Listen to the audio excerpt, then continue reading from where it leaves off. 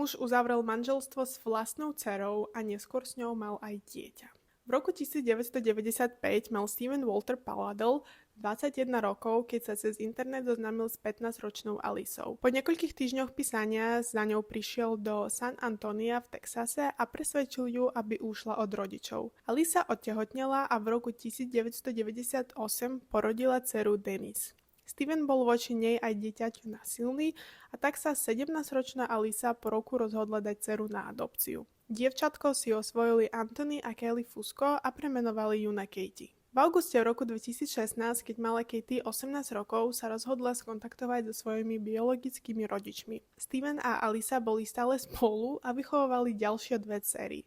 Kontakt s Katie sa postupne prehlboval a nakoniec sa rozhodla presťahovať k nim.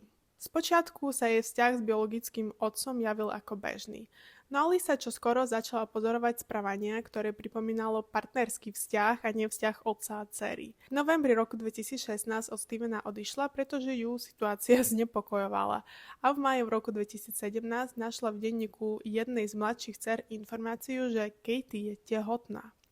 O niekoľko hodín neskôr kontaktovala políciu, no vyšetrovanie sa nezačalo. Katie a Steven sa zosobášili 20. júla roku 2017 a v septembri sa im narodil syn.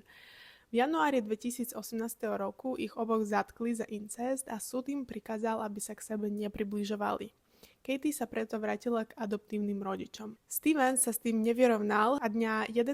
apríla roku 2018 zavraždil svojho 7-mesačného syna, následne svoju dceru Katie a jej adoptívneho otca Anthonyho. Potom zavolal vlastnej matke, priznal sa k činu a o niekoľko minút spáchal seba nežiť. A keď máte radi podobné true crime príbehy, nezabudajte na follow a komentár. Love you, bye!